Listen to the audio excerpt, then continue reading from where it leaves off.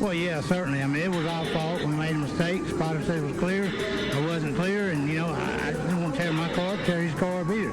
I respect everybody, and I demand respect. And, I apologized to the guy when he came over the car, explained to him what happened, and then he took it to another level when he started calling me an idiot and whatever else. And I don't appreciate that. I'm not going to take it. I told him how I felt. I called him out. He didn't show. And so, I'm good with it if he's good with it, but I'm not going to be disrespected by no means. Yeah, I guess I had a dinner date at Applebee's last night that I didn't find out until it was too late. It's a shame. Love their riblets and boneless wings, but... All right, folks, welcome back to Meet Me at Applebees, your number one unrefined motorsports podcast. It's Brian here once again with Rob and Ashley. Phoenix, lots to talk about, folks. How we doing this week? Well, I'm having a little trouble adjusting to the time change, but that's okay. No, you're one of those fucking people. Yeah, well, yeah. I don't feel like I have to apologize for that. So, no, God damn it! I forgot to grab a beer. Hang on a sec. I'm gonna go rummage around in the fridge. How you doing, True Love? I'm good. I've been waiting a whole week to ask Brian if he's hung out with his shirtless garage friend anymore.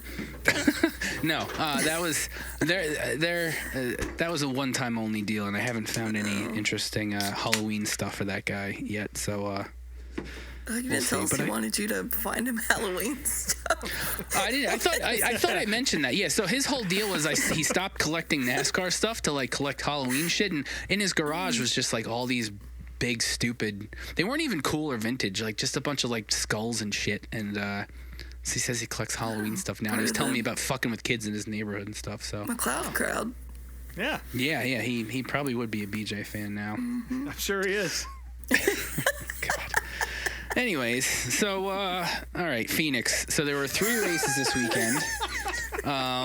And all of them are won by Gibbs cars. And I guess we got to start out with Friday, ARCA. I know True Love Now you watched it too, right? I watched it. So Ashley and I watched it. Rob, you said you got pissed off and turned it off, right? Which makes sense. I didn't get pissed off. It's just when it started to devolve into ARCA territory towards the end, I kind of started fading over to watch David Gravel and the guys pull numbers out of a hat instead. Which is fair. I mean, if I probably should have been watching that as opposed to ARCA. But we watched ARCA, and, it was a standard ARCA show. It wasn't really too chaotic until the end. Butterbean led most of the race, if I remember correctly. Yeah, he did. Yeah. And then there was... so ARCA's deal compared to NASCAR, or, the bigger leagues at least... they don't do green, white checkers. It's just there has to be a green flag finish, and it's just green and then checkered. That's it. It's just one lap dash. So perfect. Dumb for ARCA. Yeah. It's going to, I think were there 2 attempts at it? I can't remember. Yeah, I think so. Yeah, there were. Yeah. And really the story here, and it was the first of 3 Gibbs wins. Brent Cruz, who's a 16-year-old little boy, doored the shit out of Butterbean going into turn 2, which knocked Butterbean out of the way and got the win. Yeah, well, let's lay a little respect on Brent Cruz's name. He's actually pretty talented. Won some Trans Am races and. Yeah, well, it's hard to lay any respect on him when you win like that, and then you get out and praise Jesus immediately. So I'm not going to. Everyone loves Butterbean, so yeah. But Butterbean he is the star, and we definitely all want to see him succeed. But he'll get more wins this season, I'm sure. But yeah, that was the first of 3 Gibbs wins, 2 of which came in very dirty circumstances. Which we'll talk. A couple more notes about ARCA. Yes. I just want to say that in the booth, Eric Brennan, I think his name is, replaced Jamie Little, thank God, and he did a wonderful job. Yeah, he announces for the Cars Tour, and I think he's done some ARCA before. So it's kind of funny, the best parts about the ARCA show were the top 2 drivers, which are Cars Tour guys, and the Cars Tour announcer. So maybe that's why I enjoyed it as much as I did for an ARCA show. There was also a guy driving, Patrick Staropoli, who is a Harvard graduate, a doctor, some kind of eye surgeon deal, and he did really good. So yeah, he's not too bad.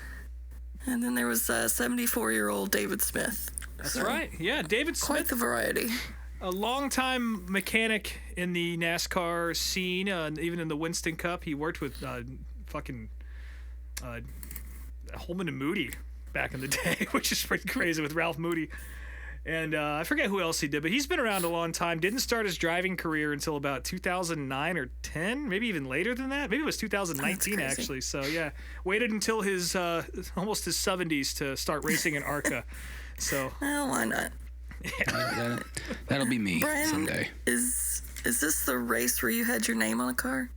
Yeah, so Brayton Laster, the pizza man, he like a week prior, he just posted on the social media, if anybody wants their name on my car, just reply to this thread on Reddit. So I did. And there were like, I think he said 3,000 names and just these like 3 stickers on like his fenders and his deck lid. You And didn't even have to pay for it?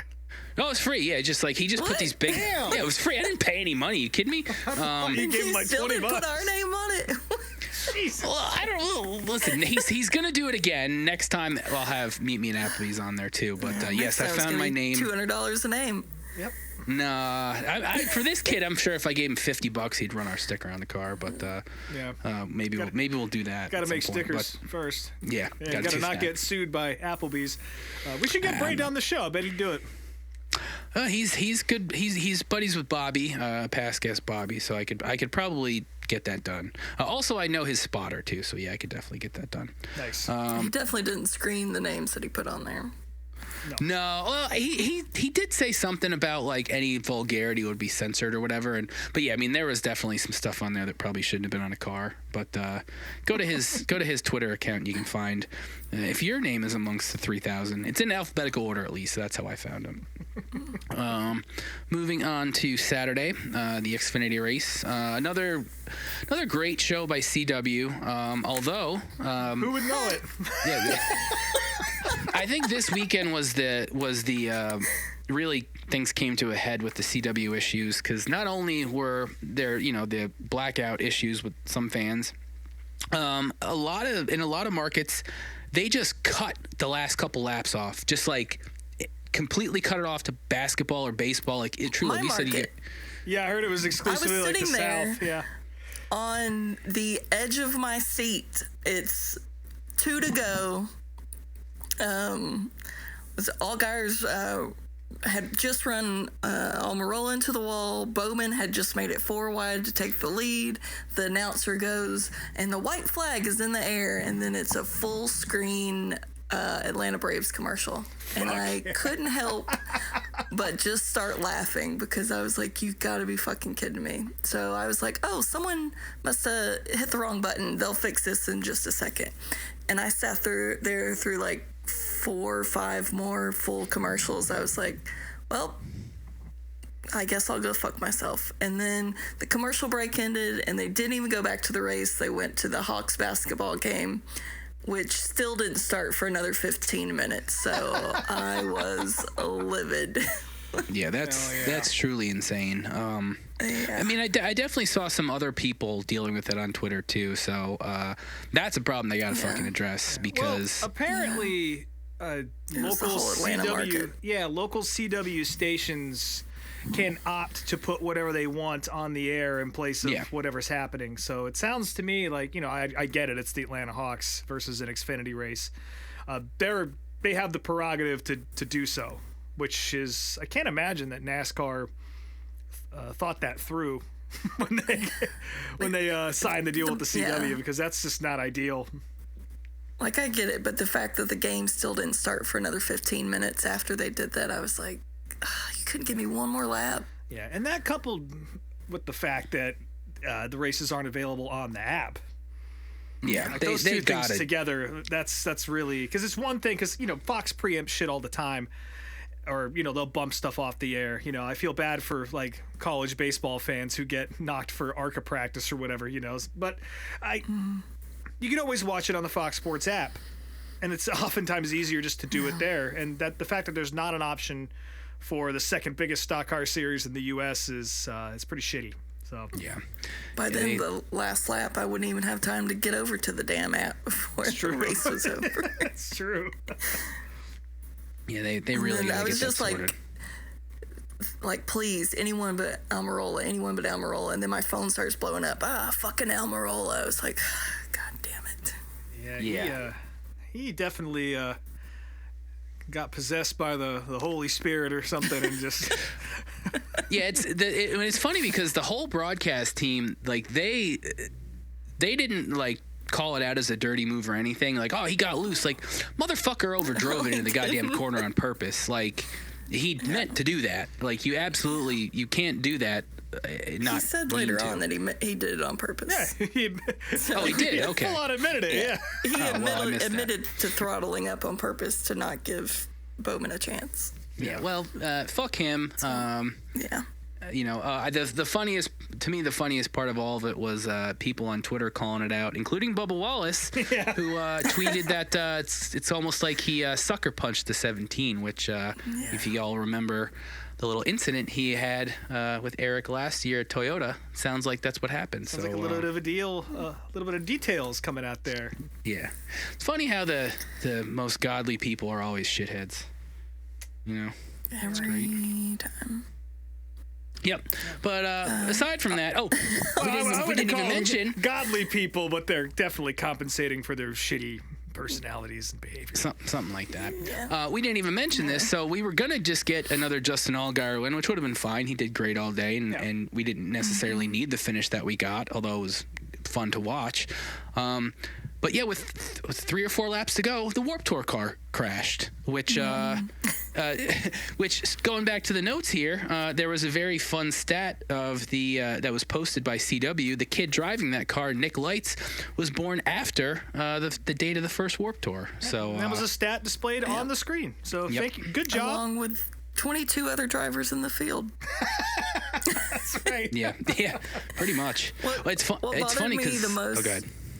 I was going to say what bothered me the most was the old guys in the booth kept saying Warped Tour. They just kept saying tour over and over. I was like, no, it's Warped Tour. Jamie was confused by the band names that Parker was throwing out. Yeah. Parker was just throwing out all these shitty emo, 2000s emo bands. Which makes sense. Like I can see Parker being an emo kid, so that makes total sense to me. Definitely checks out. Yeah. I will say one nice thing about the CW, their broadcast on the little ticker, they added a little icon next to the driver name who currently has the fastest lap, because I feel like ever since they added that extra fastest lap point, they never tell us who actually wins that point. Yeah. Yeah, the cup race is like they'll mention it on TV, but there's no indicator. No indicator, and I can't remember even hearing after the fact like who actually got the point for any of the fucking races. So Michael McDowell got one. I think it was at Phoenix, maybe. I think he did. Yeah. Phoenix. And also maybe it was Coda. I can't. I was gonna say I don't think it was at Phoenix because he had issues from the start of the race on Sunday. So I don't think. Oh yeah, he wrecked Phoenix. a couple times. Well, he got a point somewhere for going fastest once. Coda would make sense. I'd believe that. And also, Austin Hill had a really stupid wreck. Oh yes, race. Austin Hill fucking fucked up my goddamn bet. My weekly Sheldon Creed bet. He managed to door himself into the inside wall and thus wrecking Sheldon and Dean Thompson, I think, was the other one. Yeah. I think so. Yeah. A little silver lining there.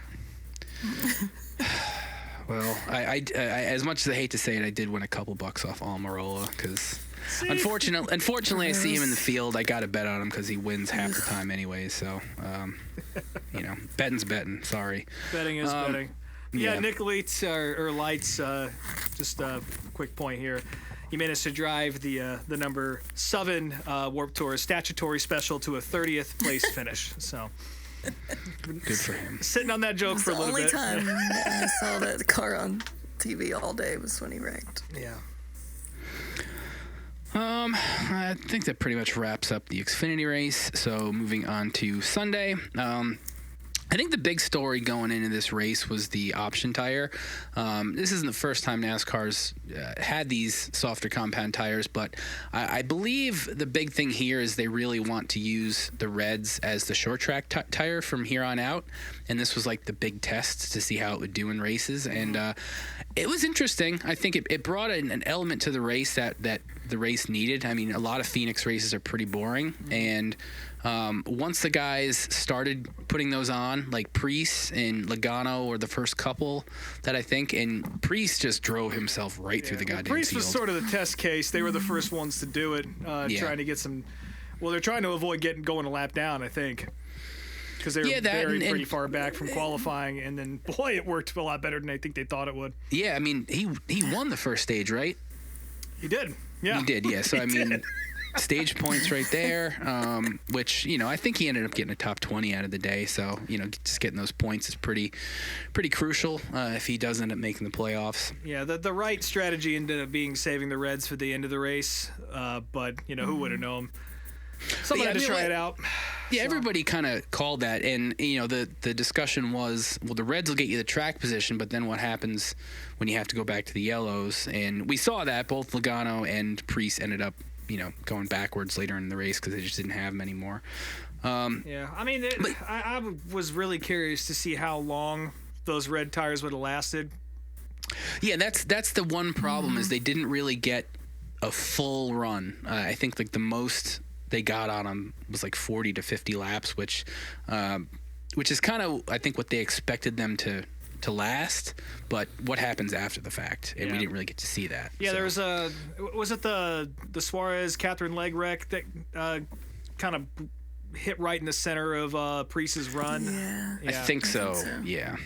But yeah, that was a bummer because it's one of those deals where you make that decision, you're kind of stuck with it, Yeah. and you have to have that thing run to. I think Christopher Bell probably would have got there anyway.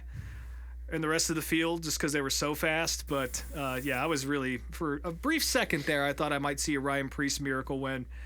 And I was ready to flip the table down here. Well, you saw him win the first stage at least. We got a so stage there's win that. at least. Play your kazoo. But we didn't mention also, so the reason why Logano put him on early was because he got a dropping below the yellow line penalty on one of the restarts, and he clearly did it. It wasn't like he dropped his entire car underneath, but I mean he got like his front wheel over it. Pretty cut and dry once you know that the rule is. Yeah, which apparently, again, NASCAR, even though it is a cut and dry rule, it's one of those rules that I think NASCAR has definitely lent a blind eye to from time to time. So, again, NASCAR just enforcing rules when they want to. Being that it was Logano, I don't think any of us were mad about it, but at the same time... it was awesome. Yeah. Great news. Great call by NASCAR. Big fan. Love that rule. Then from there, so we got to talk about Catherine Legg. It was her first Cup race, and it was not without controversy. In practice and qualifying, she wasn't like extremely slow. I think she was maybe only a couple tenths off the people in front of her. So, she wasn't horrible. But again, she was in BJ's car, which BJ's car has never been incredibly fast. This is her first race. She spun early by herself. Which, whatever. But then she spun again later in the race, which I believe this was karma because so she spun and took out Daniel Suarez. This was a driver making their first Cup start, and getting, taking out a regular Cup driver, where the week before Suarez wrecked himself and then took out his teammate making his first start, Connor Zilisch. So to me, this is all just karma. But after the race, Suarez was just like very pissy about it. Like, how does NASCAR just let people get into the Cup Series? Yeah, I mean, I don't disagree with him there. I don't totally disagree, but at the same time, it's like it's not like she has zero experience. I think a lot of the fan base were pretty harsh to her as far as like she has no business being on the track, which isn't necessarily the case. I also think this kind of brings in the question of, is this going to happen when you invite this celebrity provisional that they've talked about? Like, this could happen with anybody from another fucking series. It's again, she's not like she has no experience in a car. She didn't do great, but she wasn't put in a great position. She'd only gotten notice of this start 10 days prior, so she didn't have much time to prepare. She only had 45 minutes practice. Yeah, it is what it is. Let's not pretend that we would be singing a different story if it was like Carson Ware or some shit like that. You know what I mean? But I think it's tough because NASCAR only allows the teams 20 minutes to practice. You can't test. You can't do anything. Again, I think that there should be a little bit more vetting and a little bit more of a process similar to what IndyCar does at Indianapolis, or even some of the things they do at Daytona, which I guess making them run ARCA is a particularly cruel way of doing it. But I just, I do feel bad for Catherine because, she has won some IMSA races. She's not a slouch, she's driven for many, many years, and, she's never been like a top tier talent. But at the same time, I don't think that a stock car is something she couldn't have figured out if the situation would have allowed for it, which unfortunately it just doesn't with NASCAR because, what can you do? You get 20 minutes of practice. Again, you can't test these things. They're not going to bring her to a tire test. And there was 10 days of lead up to this, like you said, Brian. So what is she supposed to do? And Daytona is hardly that's hardly a way to give somebody experience, especially when it's an ARCA. It's ridiculous. So I feel for Daniel Suarez having yet another blinding start to the year. He's already blown through the 2 tracks he can do good at, and now it's on to places where he's really going to have to make something happen. Yeah. I mean, I think his time at least at Trackhouse is done as soon as his contract's up anyways, but that's just me. Well, I think that's pretty, I mean, they were talking about this on DBC this week. Like, they've already debuted the guy who's going to replace him. Yeah. 100%. It's very, very loud out in the world if you're paying attention of Connor Zilisch is coming to Cup as soon as they can get him there. Yeah, and I don't think Pitbull leaving helps Suarez's cause either. Not that, it was a major player in the team, but I think there was some sort of connection there. So yeah, but I mean, Red Bull's got more money than God, too. Yeah. And they have the connection with Shane, and they love Connor, too, and they're backing everything he does. So I think the writing's on the wall there. 100%. I don't even know what Suarez's sponsor is. What is it, like Freeway Insurance? Insurance, auto, freeway. I don't think they have Red Bull money. I'm just saying. No. Let's shit on Ty Gibbs now. Hell yeah. So there's a note about the Joe Gibbs Bible study group. And before we get into that, I want to talk about the Michael McDowell one. Not shitting on Christianity necessarily, but I do think it was really funny that Cody Ware was showing up to that too, and he was one of the advertised drivers to be, I suppose, leading the Bible study, which I might have gone to that. Might have gone to check that out. Curious to see what he has to say. That's one of us. Yeah. They got free coffee at those things. They got, I'd like to hear floating around. Yeah, Cody Ware's testimony. I bet you that would be something to behold. But what's the Gibbs one about here? Well, he's 34th in points currently, and in his last 8 races, he's finished 16th or lower. Or worse.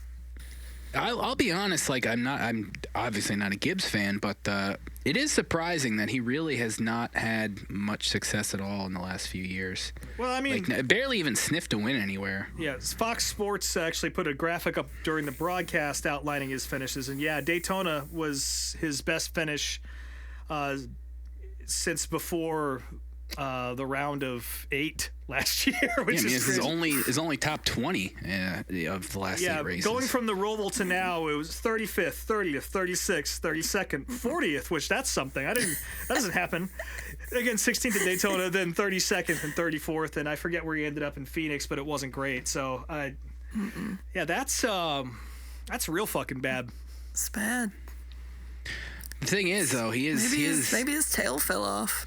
It finally popped off. We haven't talked about that in a little while. Maybe that tail's getting a little too long. It's all is worrying about fashion and not focusing on his racing. I can imagine once your tail starts to grow as you become a man, it gets uncomfortable in the fire suit, Probably gets itchy and dry. I don't have a tail, so I couldn't tell you. But Ty Gibbs does, and we'll have to ask him about it on Twitter.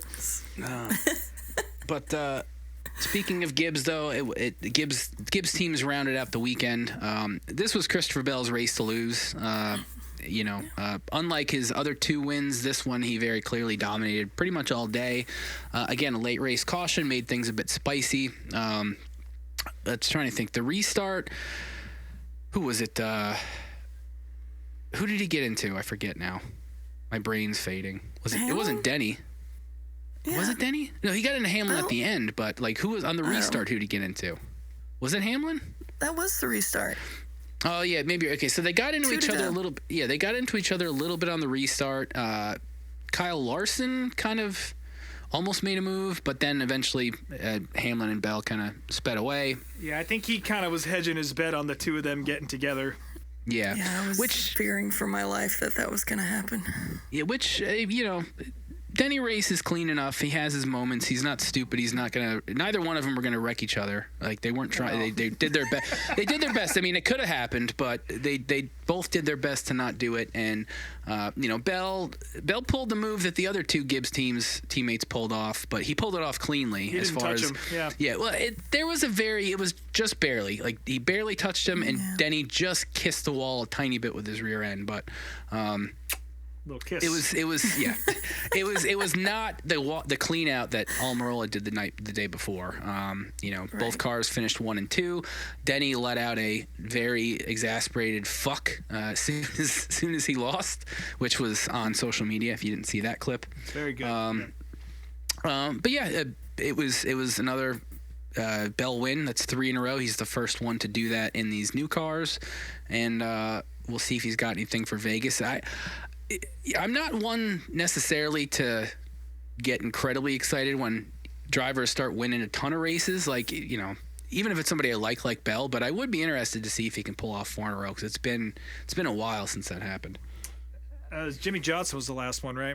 Yeah, it had to have been. Yeah, I can't imagine anybody else. The famous one we all probably remember immediately was Harry Gant back in 91 or 2.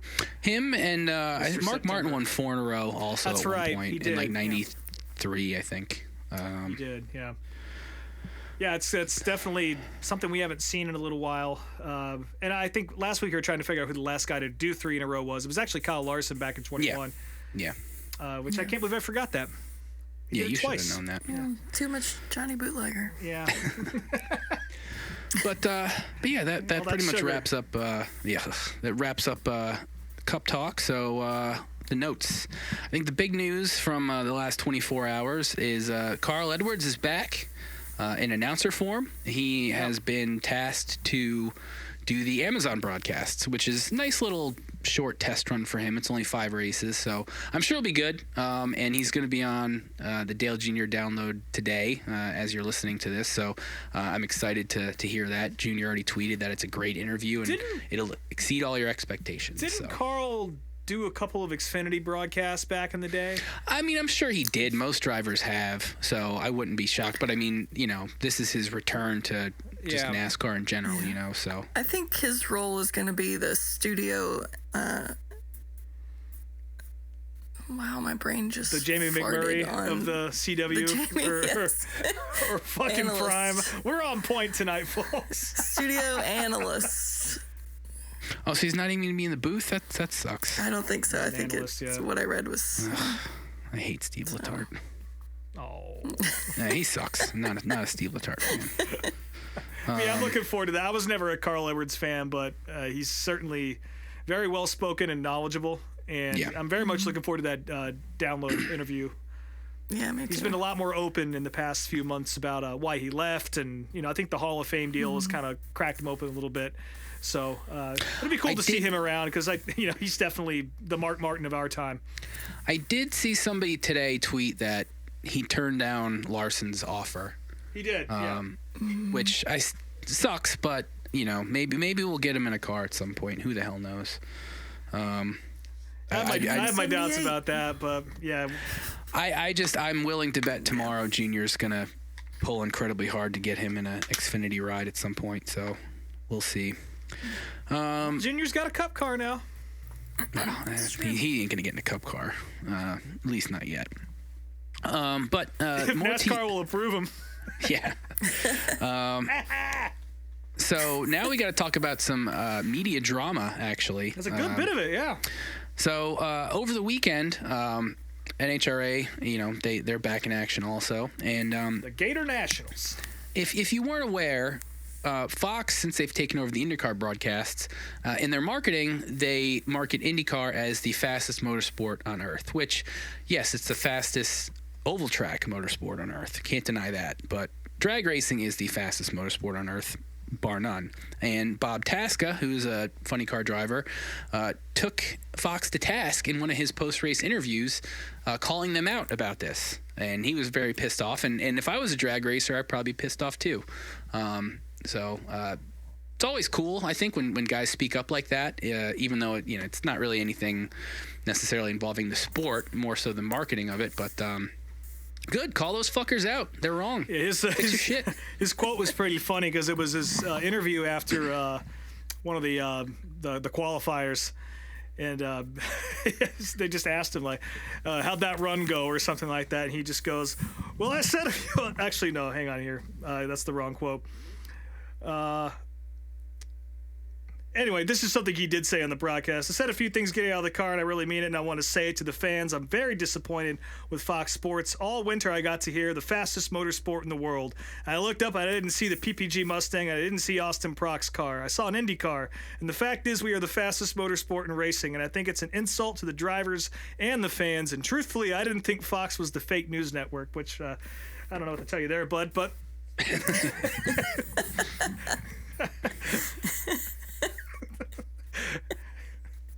Yeah, I don't trust any cable news out there, folks. But No.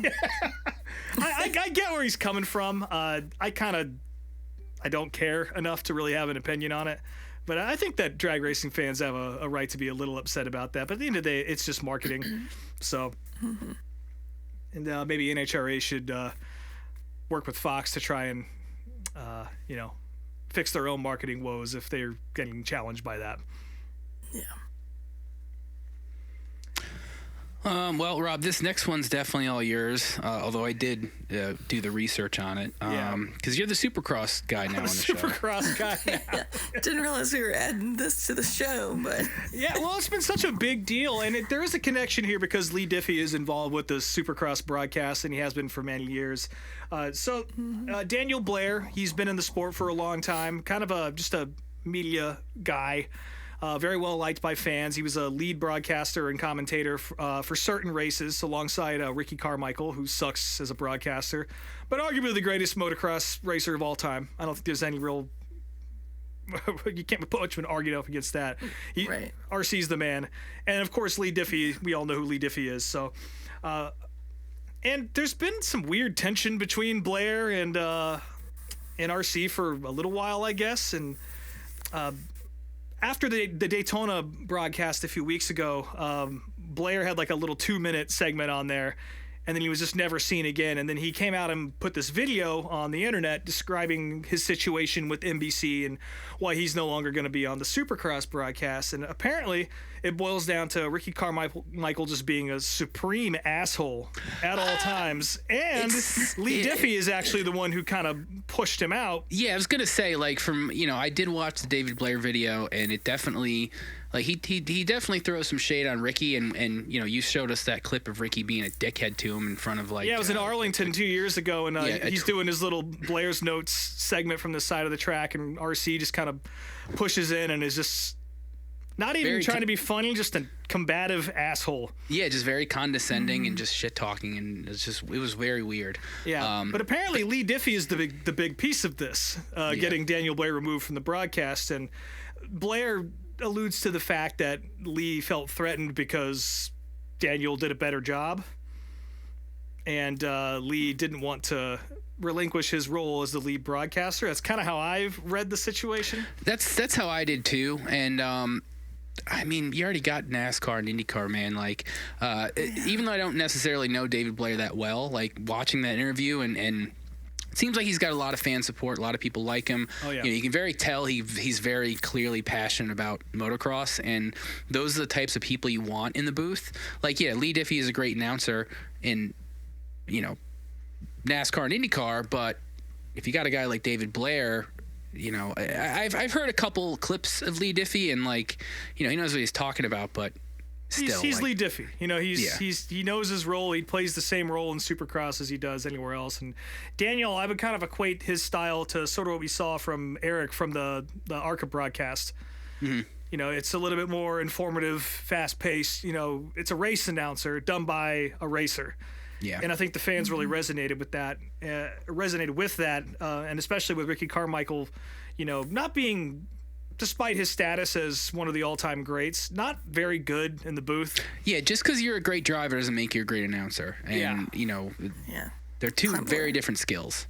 But both. But the internet is ready to completely burn the whole thing down over this, and it's pretty funny. So I love drama, so I'm all about it. Same. But Daniel Blair, good guy. Check out his YouTube channel, and you can decide for yourself how you feel about it. But watch that fucking video from Arlington back in 2013. It's it makes you want to crawl out of your own skin. It's awful. I love drama and tea, but that video made me uncomfortable. It was bad tea. Yeah. It was bad tea, folks. Speaking of Supercross, Seth Hammaker won the 250 feature, and Cooper Webb just completely whooped their asses in Indianapolis. He had like a several second lead, and he retains his red plate status. So that's our Supercross notes for the night, and we can move on. Yep. Let's see here. So before we get into the last little bit of Cup news, Justin Bonsignor had a baby, and he didn't have a baby. His wife had the baby, but he and his wife delivered the baby. He kind of had a baby. They delivered the baby in a McDonald's parking lot at like 2:30 in the morning somewhere. Yeah, apparently he says he needs a new truck now after that. That's understandable. Gross. Yeah. Jesus. But congratulations. I was That's a fun disappointed story. that they named the baby Grayson and not like Mickey or Ronnie. Yeah, Ronald Bonsignor. Or Grimace, perhaps. Hamburglar Bonsignor. I'd be all for it. But congrats to Justin, your 2025 Willa Modified Tour champion. I'm going to call it right now. There you go. One thing we didn't mention about the Phoenix race, apparently there was a Dave & Buster's set up in the Cup garage. It's about fucking time. I saw some photos of a bunch of video games set up right next to Cody Ware's car. I don't know what the hell that was all about. To it. It was real sad looking. Yeah, I don't know what the story is there. If anybody experienced the Dave & Buster's in the Cup garage, please tell us. I want to know please what let that's us all know about. how sad it was. Yeah. I saw the little prize booth that they had set up, and the prizes were just like tumblers and those like squishmallows or whatever they are, the little stuffed animal things. I was like, ugh. Well, it can't be any sadder than the Dave & Buster's at Concord Mills, where I always end up drinking when I go to the mall with my family when I visit North Carolina. So that's a sad one, folks. So let's see here. Some stuff that's kind of old news at this point, but NASCAR this weekend decided to countersue 2311 and Front Row Racing. Perfect. Which, that just makes everybody look good. I think the next update is going to be in May in Richmond. I think that's the next time they go to court, and we'll see what happens there. I'm sure we'll have plenty more updates as that draws closer. My favorite part of that news story was that NASCAR used an AI news source from essentially sports.com. Sportskeeda, which is everybody's seen Sportskeeda in Twitter and their Facebook feeds, and it's all just generally AI driven clickbait. But that's going to go well in court, I'm sure, when they try to cite that. So good job, NASCAR. Updates on last week's penalties. So first off, the probably less controversial one. Chase Briscoe got his points back, which was very good. Real surprised about that. Very surprising and good to hear. This is one of those things where these types of appeals rarely ever, fall to the teams. But this is one of those deals where, again, you're getting spec parts from different manufacturers, and sometimes the fits aren't exactly perfect. I'm trying to think of who used this analogy, but say you get a desk from IKEA and maybe the holes, just the tolerance on the holes, when you're putting it together, just aren't quite perfect, and you have to kind of drill things out a little bit, and that's what they had to do for the spoiler, and it just kind of the holes just kind of became deformed just installing the thing. So whoops. again, not the team's fault. They did everything they're supposed to, so good on them. That kind of saves Chase season in a sense, and he's back up to the top 16 in points somewhere. Sure, no big checks for written to get that one reversed. Yeah. The other more controversial call was I kind of hinted to this last week, and it ended up being true. Austin Cindric did not get suspended for right hooking Ty Dillon at COTA. He ended up getting a 50-point penalty, which is actually pretty big. I mean, it's a race. You know, that's about all you can earn in a race. A couple races for him. Come on. And also a $50,000 fine. NASCAR cited that because it was at a road course, which was lower speed, and it didn't cause a caution, although it did cause plenty of damage to Ty's car. That's why he was not suspended. Again, this is one of those deals where NASCAR really needs to be more black and white with this rule. Right hook, it's all about intent. That's what every driver mentioned in interviews and stuff over the last few days. And he clearly, Austin, he admitted he did it. Like, he didn't deny it at all. They're not fighting the penalty or anything. But I think, NASCAR needs to make this rule, like, if they need to put it in writing, like if it's at a short track or a road course, it's a penalty. If it's at a higher speed, more dangerous track, or if it causes a caution, they need to make this rule more clear. And again, another case of fucking park NASCAR. them like they do in every other racing series in the world. Put them down for a lap or two. Like, that's what they should do, and that's what most fans would like. But again, NASCAR wants to do it after the fact, and it's fucking stupid. Yeah, well, they got to have a chance to get those big checks written to them, which I feel like this was probably a case where that happened as well. So. Yeah, that's fair. Yeah, you can't get $50,000 missing a lap or two on the track, I guess. No. But yeah, moving on I was talking about Roger Penske signing some checks to NASCAR, but that's conspiracy Rob tuning in right there. Last little bit of news going into Vegas. So there are going to be 2 specialty paint schemes this weekend. One way of putting it. John Hunter Nemechek is going to be driving a Backstreet Boys sponsored car. And this is no surprise to anyone. Hulk Hogan's Real American Beer, which is definitely a right-leaning brand, is going to be sponsoring Ricky Stenhouse, who just talked about how his 47 hats have been selling better lately. So fuck that car and fuck Hulk Hogan. So fuck Ricky Stenhouse. Yeah. I think it's a surprisingly good year. I'm actually pretty surprised at how well he's doing. Well, seriously. Ricky? Well, he's... Hey, Rick? He's still like 20th, or actually, is he in the playoffs right now? I don't. It's early in the season, so it doesn't mean much, but... It doesn't mean much. I kind of figured with the reorganization of that team and losing a couple big investors that they'd be way further down. He's 14th. He's 14th. Yeah, they've been pretty... Not great, but not terrible, and certainly an improvement from what we've seen from them, so very shocked. So I wonder how much it costs for Hulk Hogan to put his beer on the car, which looks more like a mayonnaise brand than a beer brand when you look at this paint scheme. But it's shitty overpriced beer sold by a racist. So enjoy. That pretty much wraps up the news and notes. So Rob, you got us a DARF for the week here, as I see. I do, and I don't know if this guy is trolling or not, so maybe you could put your spidey sense on for this one and let me know. But this, going back to the CW broadcast issues, there was a big discussion on Twitter centering around Dave Moody's post about how NASCAR couldn't have anticipated that the CW would be not airing the races in so many different markets, and this is going to be something they want to do, which, again, sparked a big discussion amongst people. People asking why, and Dave was like, well, it's up to the station manager for each local market, which is what happened to True Love, I believe, and a bunch of other people.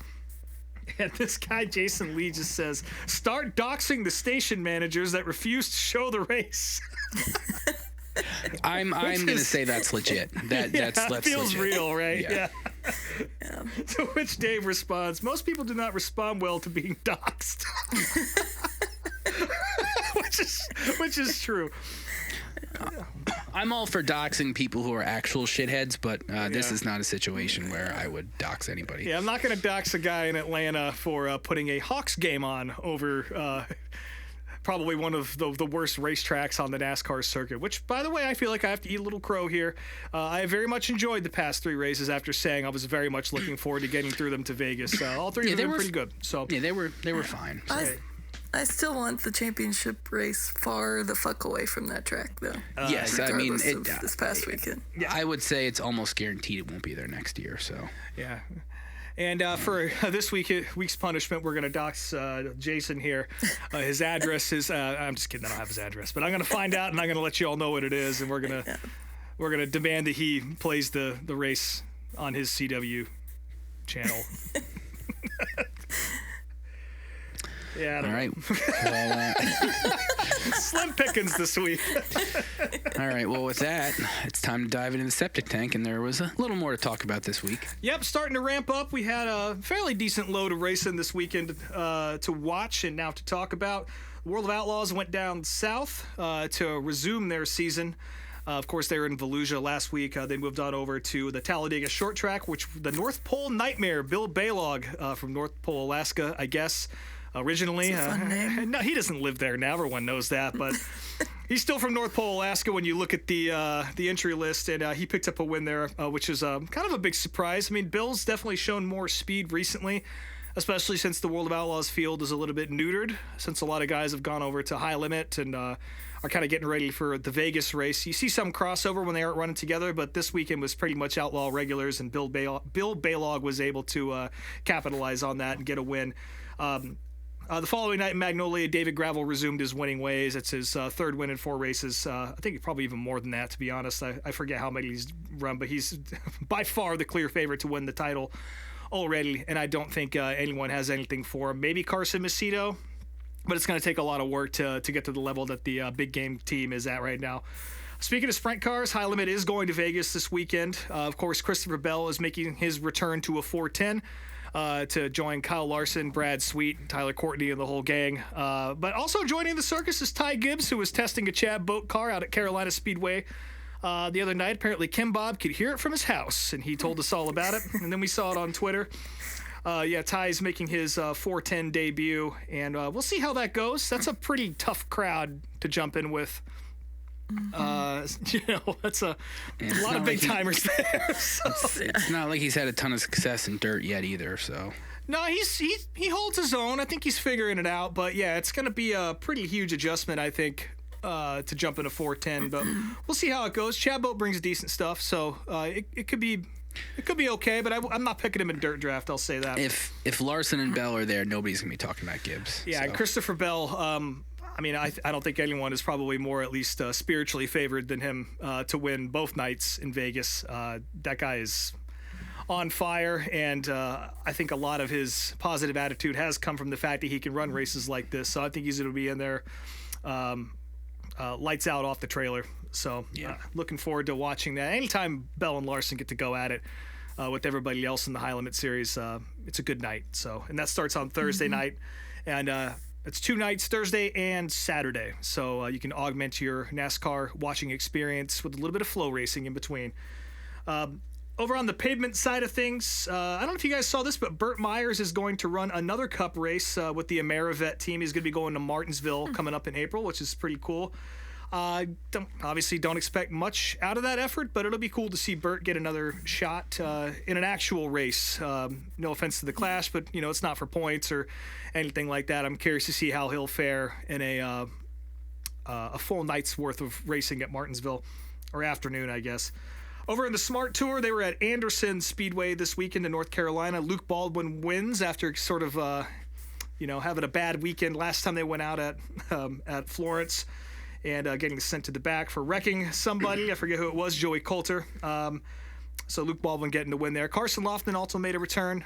Since he's running the Cars Tour full-time, we're not really going to see him all that much on the modified side. But he did show up and put up a respectable run. I think he ended up 3rd or 4th, something like that. The big drama of the day came from Jack Baldwin, Luke's brother, and our favorite dickhead, Jake Crum, who completely fenced Jack Baldwin. Jake Crum is the guy who he beat the shit out of Robert Huffman on the spotter stand somewhere last year, a couple years ago, real dumbass. That whole crew seems to be a bunch of dumbasses, and he reminded everyone that he's a complete dumbass this weekend by just completely turning right and fencing Jack into the fence. Nobody liked that, especially Jack, who got out of the car and gave a very, very prominent double bird to him, and the people rejoiced. So.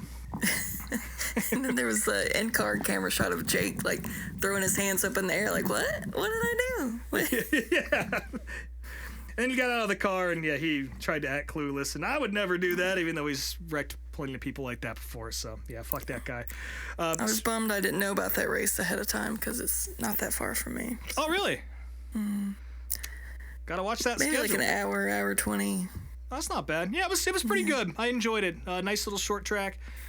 Nice little Sunday or Saturday afternoon. Didn't run too late.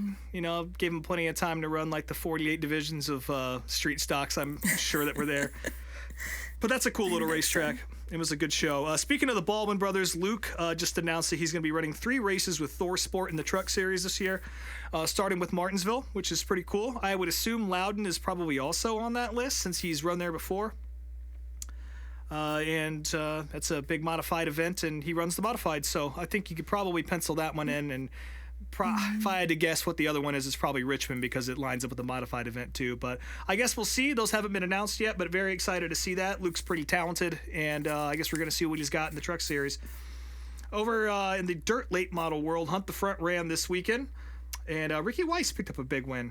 Good for him. $20,000 to my least favorite Canadian, but good for him. He's been running pretty hot this year, and I'm curious to see if that carries over into the rest of the year. I picked up the win over Dalton Wilson and Corey Hedgecock. Also on Hunt the Front, Jimmy Owens has decided he's going to run that tour full time, which is kind of a shock, I guess. I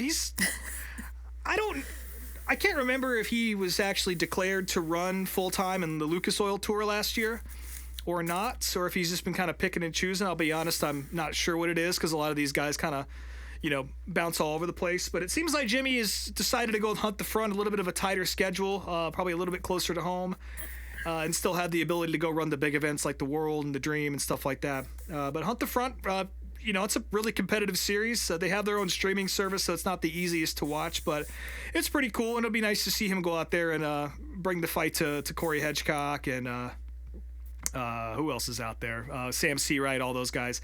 Hunt the Front's fun. So if you have an extra few bucks laying around, maybe tune in a couple times a year because the racing's always great.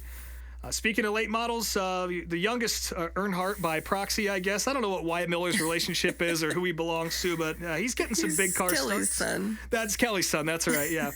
He's going to be making his first start in a dirt late model at Natural Bridge coming up. That's the home of Andy Newsom, so he'll be out there snapping photos, I'm sure, and he's going to be running a 604 crate late model. He's also getting a late model start over at Hickory, so trying to figure out what direction he's going to go in, I guess. He's still pretty young, and he's done a pretty good job at the shootout and at Millbridge and other places he's run, so he's definitely got some talent, and he's certainly got the support behind him, so I'm curious to see how Wyatt turns out. He seems like a good kid. One last little piece before we move on to what's happening coming up in the weekend here. I meant to mention this on the show a couple weeks ago, but there was a bill that was drafted in the county. I think it was White County, where my dad is from in Arkansas, and a lot of my family lives. There was a bill that was drafted that would have effectively killed short track racing in the state of Arkansas. And I actually have a personal connection to this. I'll explain what the bill was first before I get into what I actually know about it just through family stories and personal experience. The bill was aimed at racetracks in certain rural areas, which is pretty much every fucking dirt track in Arkansas. Arkansas. There's like not one in the middle of Little Rock or anything, So we're talking, we're talking.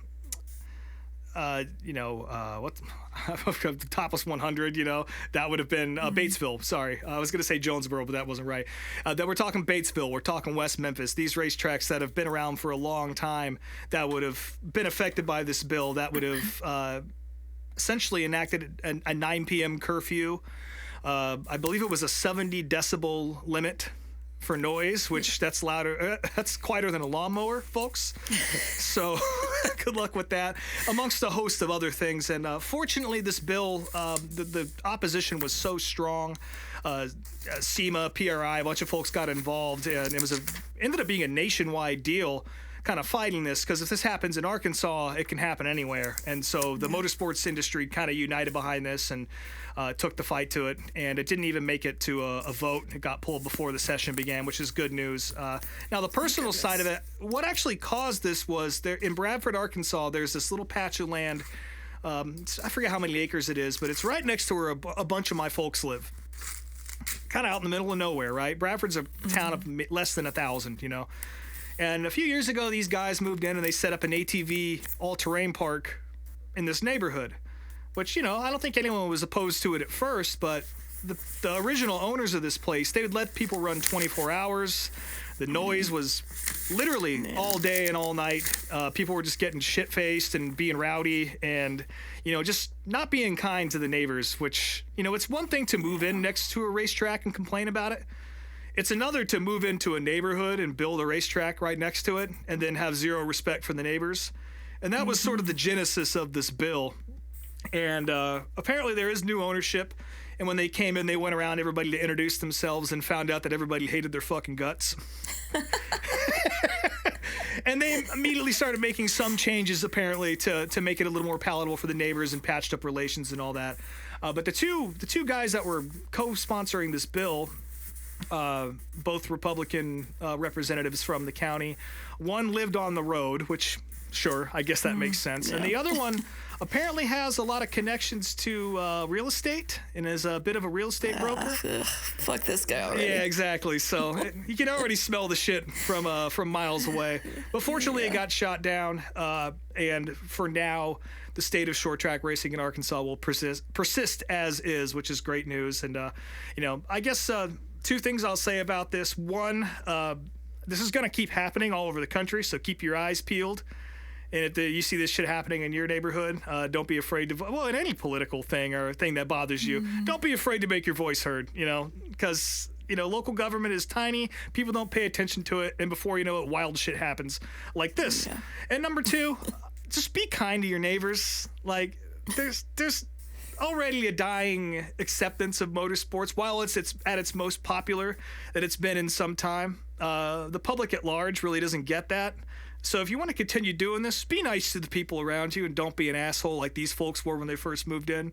Because it just fucks it up for everybody. Because if we would have lost Batesville out of this, that would have been a tragedy.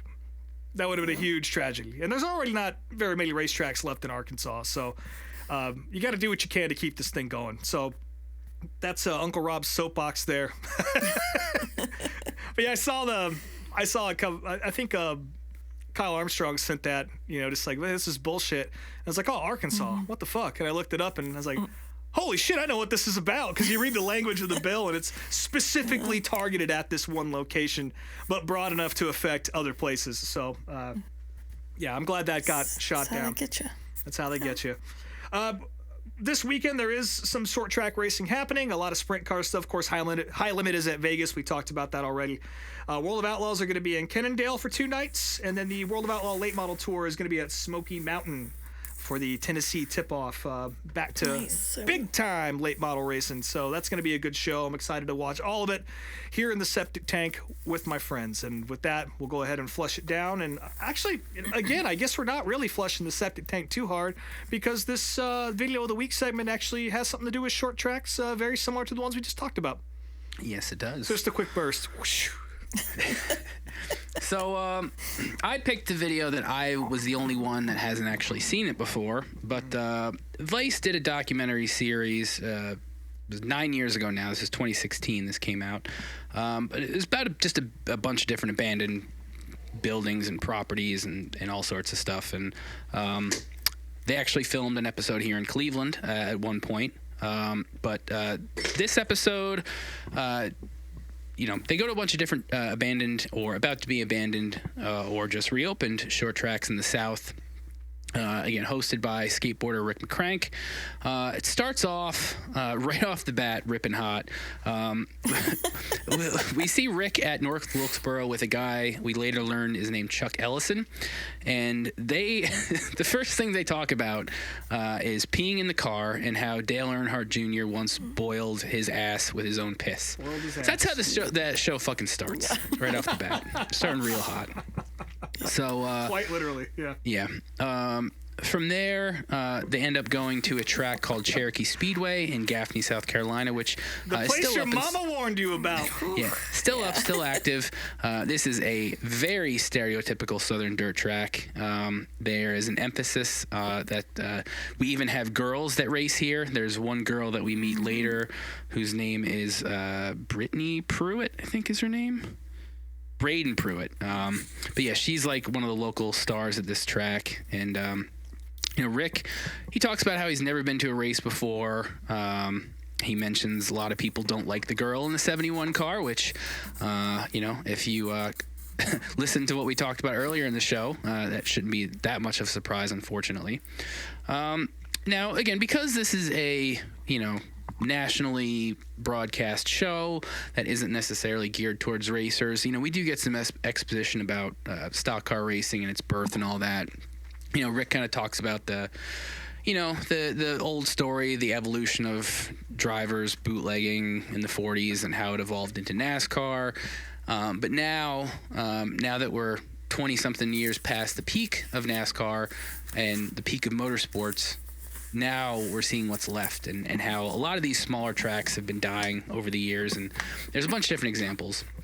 Now, again, we mentioned that they start off at North Wilkesboro, so they do go back to Wilkesboro. And again, this was filmed in 2016, so we know what happened with the track and how its story turned back around. So it's a little less sad to watch this stuff now that we know that things are back. But we, get some tours of the track, and you've seen dilapidated North Wilkesboro by now. I'm sure you have, but Yeah. Again, it's interesting to see this stuff. And we also meet somebody by the name of Primetime Chuck. Chuck Ellison is his name. SaveNorthWilkesboro.com. Yeah, so he is just like a local. Could be related to RJ. He could be, but he's got all of his chromosomes. He's got all his teeth RJ's and everything, from Georgia. He's one of yours. That's in more than one way, Miss Chase Elliott fan. But anyways, I'll wait for the rebuttal.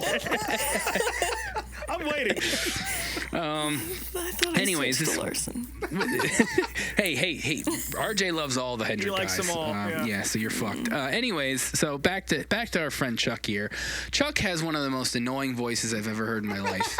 It is just like he sounds like an 11-year-old boy. I've encountered men like this in my lifetime. I have very unadvanced voices in their older ages, but this is just really grating. It's funny because I remember seeing the YouTube videos he had posted prior to this Vice documentary. Yeah, we see some clips of those, yeah. And I remembered, he was like a teenager at that point, so his voice made sense. And I remember it being a real shock the first time I saw this, that his voice had not changed in the slightest. No.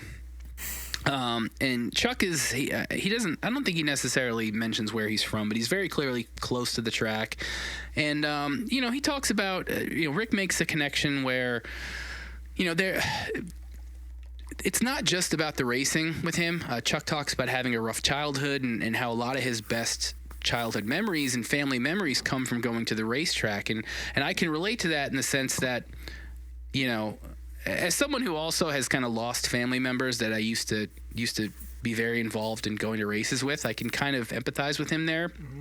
You lose this track that was such a big part of your childhood and such a big part of motorsports. And, he talks about a lot of stuff we've all heard before about, the sport's greedy and moving to different markets and forgetting its past and all that stuff. So a lot of this stuff is territory that's been covered many times. So it's not news to much of us, but it's still interesting. And again, it's this type of story through a lens of a non-race fan or someone who doesn't know anything about racing at all, really. Yeah. I thought it was pretty interesting too to just to see such well shot footage of North Wilkesboro. Yeah. with the kid who was like, yeah, I mean, he was one of the first people to really, he was always pushing for, as annoying as this kid is, like he was definitely out there pounding the pavement, trying to keep the place alive and to somehow bring it back. And to know now that this place has been completely renovated and still retains the spirit that it does, it's pretty cool to see all this footage and sort of the beauty of it being a dead racetrack and knowing that it's back and, you know, restored and beautiful again in the sense that we all want it to be. I think that's awesome. Yeah, this whole series is so beautifully shot, and like they got some really amazing shots of North Wilkesboro, and it just really reminded me of how dilapidated it was. Yeah.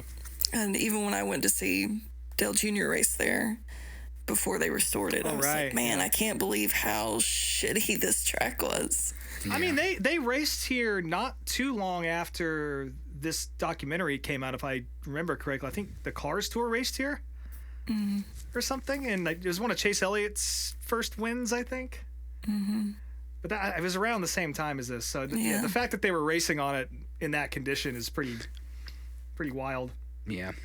But again, as previously mentioned, Chuck Pro All-Star started... Series, sorry. There's actually a banner on the wall.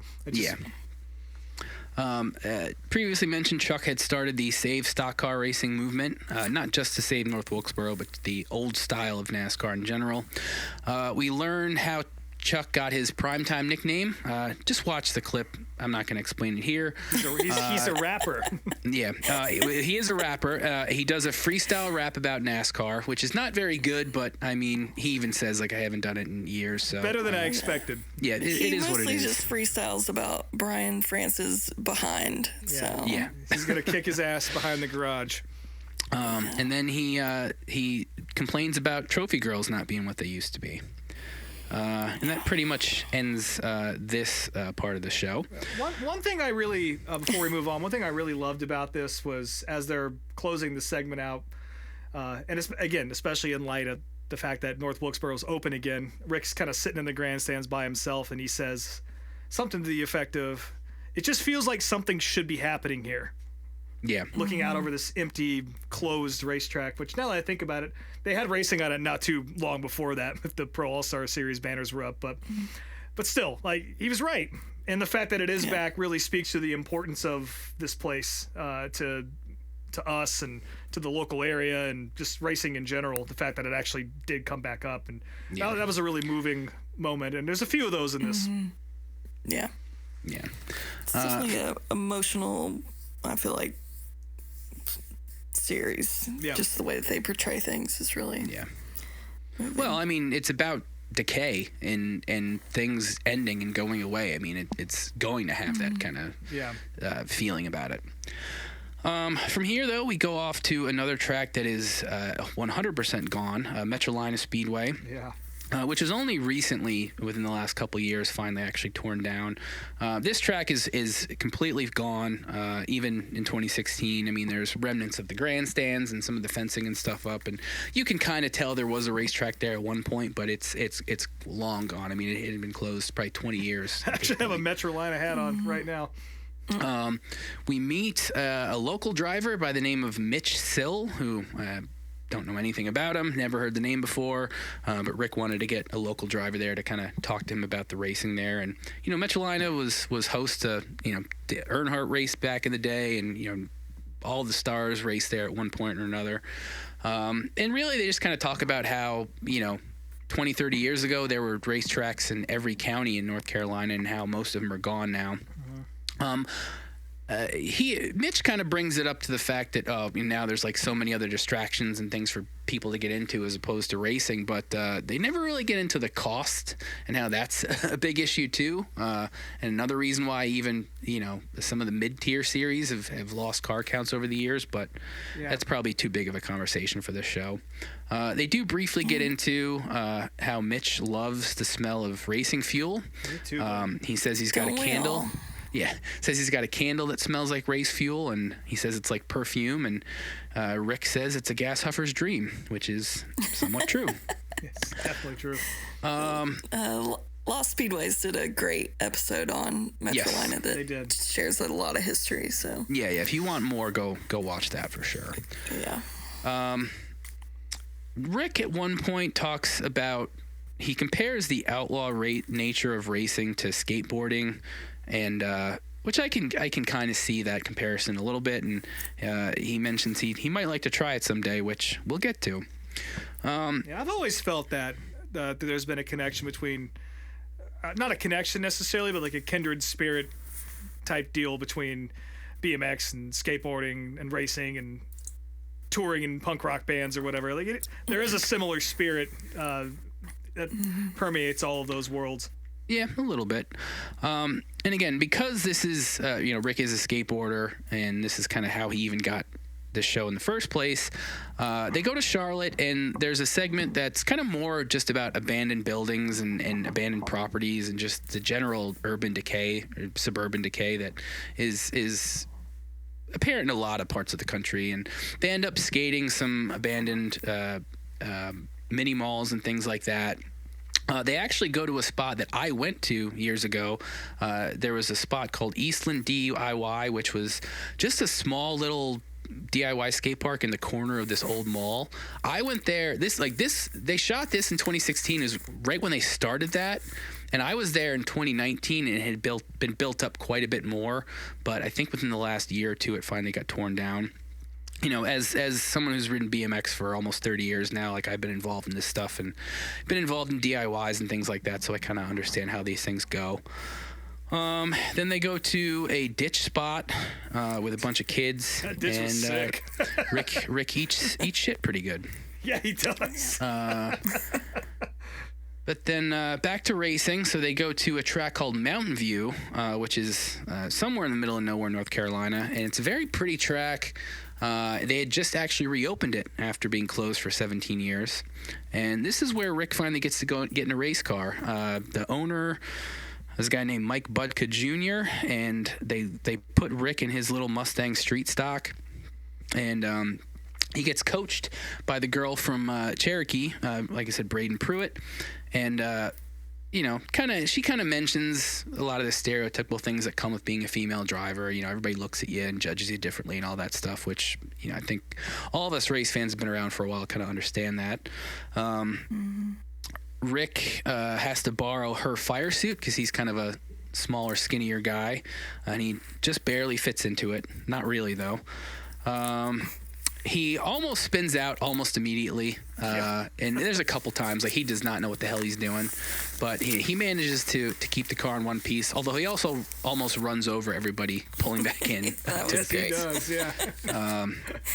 And now that he's been in a car, he understands the fumes, so yeah. He was excited about it. He seemed like he had a good time. Also, this track is still open, and they don't allow alcohol, which sucks. Yeah, Boone, North Carolina. Yep. I tried to see if Braden still races, but I couldn't really find anything. Her Instagram was private, but I did see that Kyle Armstrong follows her. So, Kyle, I'm going to need you to give us an update. Yeah, I'm sure he'll have an update. And then the show, they go to two other tracks. There's the Cleveland County Fairgrounds Speedway, which is closed and is still closed to this day. And then another track called Harris Speedway, which looks like a little shithole, and it is patrolled by a guy named Ronnie Wall, who calls himself the Speedway Police. And Ronnie's kind of a little bit of a sad case. Like, basically, he lost everything in his life, and all he has left is this racetrack. Yeah. And I think at this point, they weren't sure if the track was going to stay open or not. I have looked it up. The track is still open to this day, which is good. Ronnie's got this little, like, early 80s Chevette that he claims he did 240 in. They clocked me doing 240. I don't think I believe that with his little weird hood scoop on the thing and hubcaps and all that. Don't believe that at all. He's got this little yappy dog as his security dog. And he the main point that he tries to drive home is that if this track wasn't there wouldn't be a community in that town, which I've never lived in a town that small, but I can understand where he's coming from with that. And again, as mentioned, the track is still open to this day, so some good news there. That pretty much Ronnie's quote of "I've had a train run over me, I've had an 18-wheeler run over me, I've had 2 pickup trucks run over me, I've had electricity run over me." Yeah. So. Yeah, Ronnie was a character. I wonder if Ronnie's still alive. I kind of doubt it, unfortunately. He's beating the odds so far. That's fair. But yeah, that pretty much wraps it up. I definitely enjoyed this. Again, I'm the only one who hadn't seen it prior to this, but it was good. Always interesting to see how the rest of the world looks at racing, and especially a dude like Rick, who I know he's experienced lots of things, but skateboarder. There aren't a ton of skateboarders that are into dirt track racing. They're out there, but it was good. So your guys' thoughts? Like I said, I love this whole series. This is definitely one of the good Vice documentaries. This series in particular does a good job at not really putting any sort of outside narrative. Rick is a really great host and sort of guide, because he just kind of lets the things happen around him. There's no opinion. There's nothing. It's just a presentation of what is, and I really appreciate that. And I really love the outro section of this, where he kind of ties it all together. And again, he kind of tries to paint a picture of sort of the kindred spirit between these dirt track racers and the people who run the tracks and the fans, with these kids building, fucking manual pads in the middle of a strip mall parking lot. I thought that was really beautifully done. Yeah, I love the series. I've watched it probably 2 or 3 times now. But, I mean, every episode's great. Yeah. But, was it him at the end that said the quote, "As long as the diehards are around, the racing will never die"? Yep. It's a nice little end. Yeah. And then you get a shot of primetime Chuck flipping off the camera. So. Yep. And I did check into Chuck also. He's still going to races and stuff. And for probably middle-aged Southerner, his Twitter account is less offensive than I was thinking it was going to be. So, that was nice to see. Yeah, it's like about a 60-40 agree-disagree ratio with him. So yeah. Yeah. Chuck has a mullet now and a mustache, and he got really tan. So. Yeah, he looked way different. But I'm sure the voice is the same. Yeah. I'm trying to find a video I wanted. All right, so that brings us to next videos of the week. I'm excited to see how you guys react to these. So it's 2 videos, and they're both short. But the first one, with all the Carl Edwards news, I wanted to watch Carl Edwards versus Michael Schumacher. This is only like a little 5-minute race, but I just wanted to talk about it on the show because it's very interesting. Because I love this video. Yeah, I won't even get too deep into it. It's a great video. It's a fun race, and it probably doesn't end how you expect it to if you're not familiar with it already. So I love this. That's a good one. So the other one, this is the one I'm excited to talk about. Okay. Have you guys ever watched a show called Lancelot Link Secret Chimp? No. What the fuck? Okay, so you guys, what are those words you just strung together? Okay, so we're all about the same age. And there was a show. It was on in the 70s. And it was born on in '85. Listen, it was repeated in the '90s on Nickelodeon. That's how I saw it. Okay, it's a very well-known show. Lancelot Link Secret Chimp is a live-action spy, like James Bond-ish comedy show starring chimps. It's an all chimp cast. It's amazing.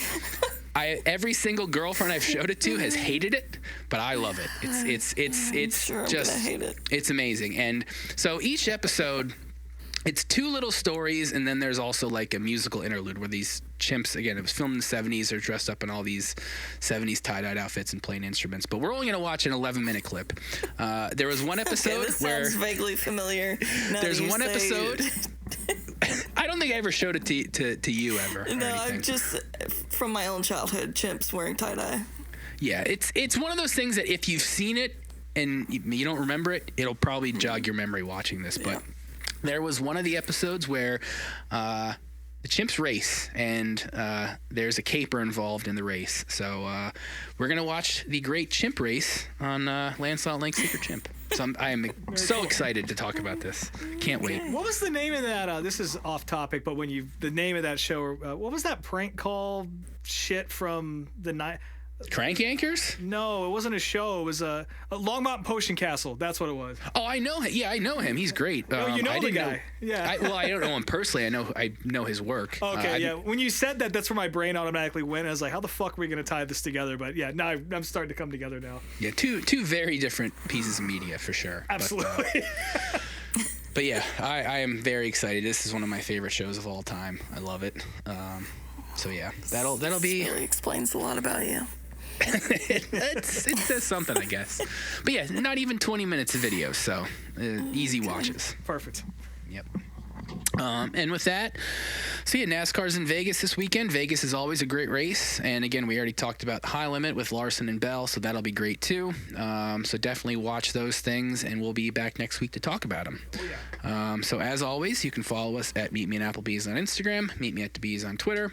Speedway Screens and all the things.